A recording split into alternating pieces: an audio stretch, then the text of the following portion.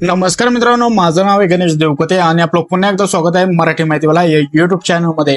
मित्रांनो, तुम्ही पण पीएम किसान योजनेअंतर्गत पीएम किसान योजनेचा लाभ घेतात व तुम्हाला 16 हप्ता भेटला किंवा नाही भेटला व त्या 16 हप्त्याचे तुम्हाला 4,000 रुपये भेटले का 6,000 रुपये भेटले का ते अमाऊंट भेटलीच नाही, हे कसं चेक करायचं या व्हिडिओमध्ये आपण बघणार आहोत।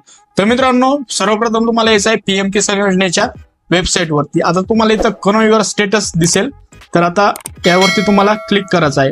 क्लिक केल्यानंतर मित्रांनो, हे स्टेटस बघण्यासाठी तुम्हाला जो रजिस्ट्रेशन नंबर आहे तो लागतो। तर तुम्हाला इथं कन्फर्म रजिस्ट्रेशन नंबर आहे, तर इथं क्लिक करायचा आहे। हा रजिस्ट्रेशन नंबर काढून घ्यायचा आहे। आता रजिस्ट्रेशन नंबर काढण्यासाठी काय करायचं आहे, आधार नंबर टाकून घ्यायचा आहे, कॅप्चा फिल करायचा आहे, गेट ओटीपी वरती क्लिक करायचं आहे।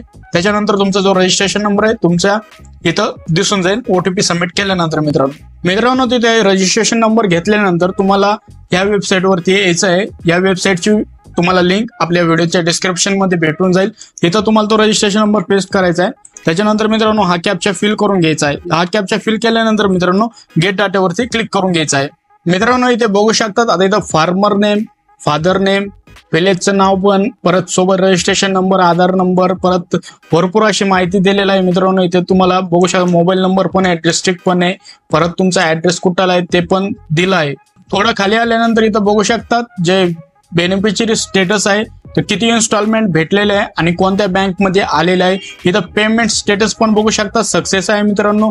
बँकेचं नाव पण देण्यात आलेलं आहे, क्रेडिट झालेली डेट पण इथं देण्यात आलेलं आहे। इथे बघू शकता 6 मार्च 2024 रोजी हा हप्ता आपल्याला आलेला आहे, सोबत UTR नंबर पण दिलेला आहे। आणि इथं काही जर तुमचं ट्रान्झॅक्शन फेल झालेलं असेल किंवा काही फेल झालेलं रिझन असेल तर या बॉक्समध्ये येईल मित्रांनो, व त्यानंतर तुम्ही दुरुस्ती करू शकतात। इथे वरती बघू शकता तुमचं EKYC पण डन आहे, इलिजिबिलिटी, ईमेल ID, भरपूर असे ऑप्शन आहेत, ते चेक करून घ्यायचे। सगळे ऑप्शन असे दिसले तर तुम्ही जो 17वा हप्ता येणार आहे त्याच्यासाठी इलिजिबल राहणार आहे मित्रांनो। आणि इथं PFMS बँक स्टेटस पण तुमचं सक्सेस मध्ये दिसलं पाहिजे। तर अशा प्रकारे मित्रांनो तुमचं बेनिफिशियरी स्टेटस आहे तुम्ही घरबसल्या चेक करू शकतात। हा व्हिडिओ आवडला असेल तर नक्कीच लाईक करा, शेतकरी मित्रांमध्ये पण हा व्हिडिओ नक्कीच शेअर करा। आपल्या युट्यूब चॅनलवर अशाच लेटेस्ट अपडेट येत राहतात, त्याच्यासाठी आपल्या युट्यूब चॅनलला लगेच सबस्क्राईब करून ठेवा। व्हिडिओ बघितल्याबद्दल आपल्या सर्वांचे मनपूर्वक धन्यवाद।